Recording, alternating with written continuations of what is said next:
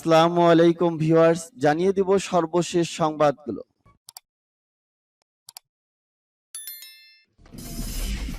সংবাদের শুরুতেই জানিয়ে দিব সংবাদ শিরোনাম। ইউক্রেন জুড়ে রাশিয়ার বিমান হামলা, পোল্যান্ডে আঘাত হানা ক্ষেপণাস্ত্রটি ছুড়েছে ইউক্রেন। নিষেধাজ্ঞা সত্ত্বেও ইরানের কণ্ঠস্বর পৌঁছে যাবে গোটা বিশ্বে, বললেন আইআরআইবির প্রধান। জি20 সম্মেলনের মধ্যেই কেঁপে উঠল ইন্দোনেশিয়া। এবং জানিয়ে দেব সর্বশেষ শিরোনাম। খাবারকে অস্ত্র হিসেবে ব্যবহারের বিরুদ্ধে সতর্ক করল চীন। এতক্ষণ শুনছিলেন সংবাদ শিরোনাম, এখন শুনবেন সংবাদের বিস্তারিত। তো বন্ধুদের কাছে রিকোয়েস্ট ছিল এই ভিডিওতে একটা লাইক দিবেন, আর ভালো লাগলে অবশ্যই বন্ধুদের মাঝে শেয়ার করে দিবেন। ইউক্রেন জুড়ে রাশিয়ার বিমান হামলা, কিয়েভের রাজধানী সহ 10টি অঞ্চলকে লক্ষ্য করে রাশিয়া মঙ্গলবার ইউক্রেনের ওপর বিমান হামলা শুরু করছে। এদিকে ইউক্রেনীয়দের সবচেয়ে বড় যুদ্ধকালীন সাফল্যের একটি ছিল গত সপ্তাহে দক্ষিণের গুরুত্বপূর্ণ শহর খেরসন দখল করা, যা কিনা রাশিয়ার জন্য ছিল সামরিক অপমান। বিমান হামলা ইউক্রেনের পূর্ব থেকে পশ্চিম কেঁপে ওঠে। জ্বালানি শক্তির স্থাপনা এবং অন্যান্য অবকাঠামো, সেই সাথে কিয়েভের আবাসিক ভবনগুলোতেও হামলা হয়। এই হামলায় একজন নিহত হওয়ার খবর পাওয়া যায় একটি ভিডিওতে, যা প্রেসিডেন্টের একজন সহকারী প্রকাশ করে। সেখানে কিয়েভের একটি 5তলা বিল্ডিং, দৃশ্যত একটি আবাসিক কাঠামো, আগুনে জ্বলতে দেখা গেছে। মেয়র ভিটালি ক্লিচকো বলেন, 3টি আবাসিক ভবনে আঘাত হেনেছে, কিন্তু বিমান প্রতিরক্ষা ইউনিট অন্য ক্ষেপণাস্ত্র গুলি করে ভূপাতিত করেছে। একজন ঊর্ধ্বতন ইউক্রেনীয় কর্মকর্তা কিরিলো টাইমোশেন্কো পরিস্থিতিকে সংকটজনক হিসাবে চিহ্নিত করে এবং জনগণকে তাদের বিদ্যুতের ব্যবহার কমাতে এবং সেখানে নিজেদের অবরুদ্ধ রাখার আহ্বান জানান। বিদ্যুৎ সরবরাহকারী ডিটেক কিয়েভের জরুরি ব্ল্যাক আউট ঘোষণা করেছে এবং কর্তৃপক্ষ অন্যত্র অনুরূপ পদক্ষেপ নিয়েছে। সারা দেশে বিমান হামলার সতর্ক বার্তা বেজে ওঠে। ক্ষেপণাস্ত্র আক্রমণ সহ প্রায় 100টি হামলা সংগঠিত হয়। খেরসন থেকে রাশিয়ার পিছিয়ে আসার পর ইউক্রেনে কয়েক দিনের উল্লাস এবং যুদ্ধের শুরুতে মস্কো বাহিনীর প্রায় 9 মাসের দখল করা আঞ্চলিক রাজধানী ইউক্রেন দখল নেওয়ার পর এই হামলা শুরু হয়। পোল্যান্ডে আঘাত হানা ক্ষেপণাস্ত্রটি ছুড়েছে ইউক্রেন। পোল্যান্ডের সীমান্তবর্তী এলাকায় যে ক্ষেপণাস্ত্রের আঘাতে শ্রেষ্ঠ বিস্ফোরণে 2 জন নিহত হয়েছেন, সেটি ছুড়েছেন ইউক্রেনের সেনারা। বুধবার মার্কিন কর্মকর্তাদের প্রাথমিক তদন্তে তথ্য বেরিয়ে এসেছে বলে জানিয়েছে বার্তা সংস্থা অ্যাসোসিয়েটেড প্রেস এপি। প্রতিবেদনে বলা হয়েছে, রাশিয়ার ছোড়া ক্ষেপণাস্ত্র আটকাতে পাল্টা ক্ষেপণাস্ত্র ছুড়েছিলেন ইউক্রেনের সেনারা। সেই ক্ষেপণাস্ত্রই পোল্যান্ডে গিয়ে বিস্ফোরিত হয়। এদিকে পোল্যান্ডের ভিতরে ক্ষেপণাস্ত্র বিস্ফোরণের পর বিষয়টি নিয়ে হইচই পড়ে যায়। যুক্তরাষ্ট্রের প্রেসিডেন্ট জো বাইডেন অন্যান্য বিশ্ব নেতাদের নিয়ে জরুরি বৈঠকে বসেন। এছাড়া জি7 জোট এবং ন্যাটো ও জরুরি বৈঠকে বসার ঘোষণা দেয়। মার্কিন প্রেসিডেন্ট বাইডেন শুরুতেই জানিয়েছেন, তারা প্রাথমিক তদন্তের মাধ্যমে জানতে পেরেছিলেন ক্ষেপণাস্ত্রটি রাশিয়া থেকে ছোড়া হতে পারে।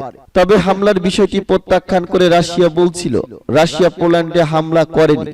উত্তেজনা বৃদ্ধির লক্ষ্যে এমনটি বলা হচ্ছে।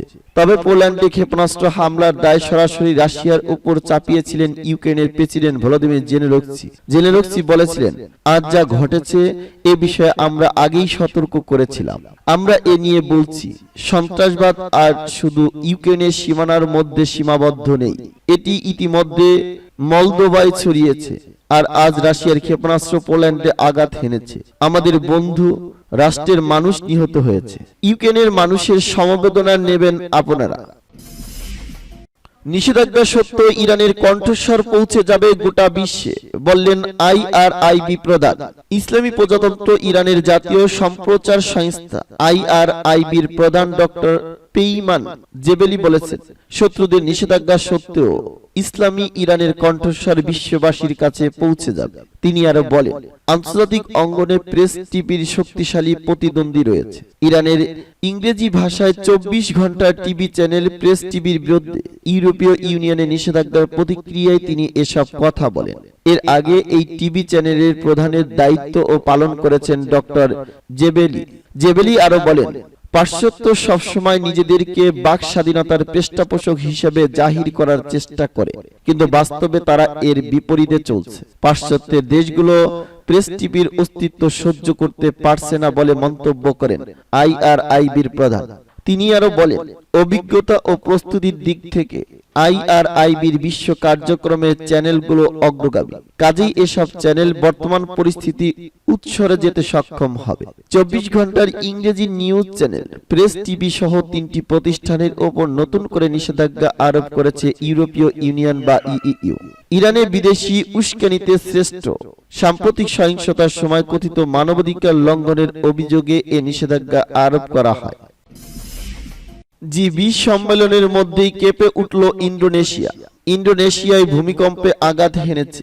জি20 সম্মেলনের মধ্যেই বুধবার দেশের দক্ষিণ পশ্চিমাঞ্চলীয় সুমাত্রা দ্বীপে 5.5 মাত্রার একটি ভূমিকম্প আঘাত হানে। ভূমিকম্পের তথ্য নিশ্চিত করেছে ইউরোপীয় মেডিটেরানিয়ান সিসমোলজিক্যাল সেন্টার ইএমএসসি। তবে এতে এখন পর্যন্ত কোনো হতাহত কিংবা কোনো ক্ষয়ক্ষতির খবর পাওয়া যায়নি। বিশ্বের সবচেয়ে বেশি ভূমিকম্প প্রবণ দেশগুলোর একটি ইন্দোনেশিয়া। গত কয়েক দিনের দেশটিতে 4.7 থেকে 5 মাত্রার বেশ কয়েকটি ভূমিকম্প অনুভূত হয়েছে। এরপর সবশেষ বুধবার স্থানীয় সময় দুপুর 1:01 আঘাত হানে 5.5 মাত্রার ভূমিকম্প। মঙ্গলবার ইন্দোনেশিয়ার বালি দ্বীপে শুরু হয় জি20 সম্মেলন। বুধবার ছিল সম্মেলনের দ্বিতীয় ও শেষ দিন। এদিন নেতারা যখন বিশ্বের বিভিন্ন গুরুত্বপূর্ণ ইস্যু নিয়ে আলোচনা করছেন, ঠিক তখনই ভূমিকম্পটি আঘাত হানে। ইউরোপীয় মেডিটেরানিয়ান সিসমোলজিক্যাল সেন্টারের পক্ষ থেকে বলা হয়, ভূমিকম্পটির গভীরতা ছিল 10 কিলোমিটার। এর আগে চলতি মাসের শুরুর দিকে মধ্য ইন্দোনেশিয়ার নর্থ সুলাওয়েসি প্রদেশে 6.1 মাত্রার একটি ভূমিকম্প আঘাত হানে। এর আগে গত মাসে 6.4 মাত্রার ভূমিকম্পে কেঁপে ওঠে আব্রা প্রদেশ। এই ভূমিকম্পে অন্তত 26 জন আহত হয় এবং ওই প্রদেশের একটি আন্তর্জাতিক বিমানবন্দর বন্ধ করতে বাধ্য হয় কর্তৃপক্ষ। এছাড়া গত মাসে উত্তর সুমাত্রা প্রদেশে 5.8 মাত্রার একটি ভূমিকম্প আঘাত হানে। এতে অন্তত একজনের মৃত্যু হয় বলে দেশটির আবহাওয়া ও জিওফিজিক্স সংস্থা বিএমকেজি নিশ্চিত করে। এছাড়া আরো অন্তত 9 জন আহত হয়। এটি উত্তর সুমাত্রার কয়েকটি শহরে অনুভূত হয়। ভয়ে লোকজন ঘর বাড়ি ছেড়ে বাইরে বের হয়ে আসে। পৃথিবীর ভূত্বকের বেশ কয়েকটি পৃথক টেকটনিক প্লেট মিলিত হয়েছে এমন একটি কম্পনপ্রবণ এলাকায় ছড়িয়ে ছিটিয়ে থাকা কয়েক হাজার দ্বীপ নিয়ে গঠিত ইন্দোনেশিয়ায় প্রায় ভূমিকম্প হয়। ইন্দোনেশিয়ার সুমাত্রা দ্বীপের পাশে ঘেঁষে যাওয়া ভূতান্ত্রিক চ্যুতি অত্যন্ত সক্রিয় ও বিপজ্জনক। 2004 সালে 9.1 মাত্রার প্রলয়কারী এক ভূমিকম্পের পর ভয়াবহ সুনামির মুখে পড়ে ইন্দোনেশিয়া। খাবারকে অস্ত্র হিসেবে ব্যবহারের বিরুদ্ধে সতর্ক করল চীন। খাবার ও জ্বালানিকে অস্ত্র হিসেবে ব্যবহারের বিরুদ্ধে সতর্ক করেছে চীন। মঙ্গলবারের জি20 সম্মেলনে দেওয়া ভাষণে এ নিয়ে নিজ দেশের উদ্বেগের কথা জানান তিনি। এক প্রতিবেদনে এ খবর জানিয়েছে কাতার ভিত্তিক সংবাদ মাধ্যম আল জাজিরা। শি জিনপিং বলেন, আমাদের অবশ্যই খাদ্য ও জ্বালানি সমস্যার রাজনীতিকর ও অস্ত্রায়নের বিরোধিতা করতে হবে। বিভিন্ন দেশের উপর পশ্চিমা দুনিয়ার নিষেধাজ্ঞার নীতিও সমালোচনা করেন চীনা প্রেসিডেন্ট। এর আগে মার্কিন প্রেসিডেন্ট জো বাইডেনের সঙ্গে বৈঠকে যুক্তরাষ্ট্রকে চ্যালেঞ্জ করার কোনো ইচ্ছা চীনের নেই বলে মন্তব্য করেন শি জিনপিং। চীনা পররাষ্ট্র মন্ত্রণালয় বিবৃতিতে বলা হয়েছে, বৈঠকে শি জিনপিং মার্কিন প্রেসিডেন্টকে বলেছেন, যুক্তরাষ্ট্রকে চ্যালেঞ্জ করার কিংবা বিদ্যমান আন্তর্জাতিক ব্যবস্থা বদলে দেওয়ার কোনো আকাঙ্ক্ষা বেইজিং এর নেই।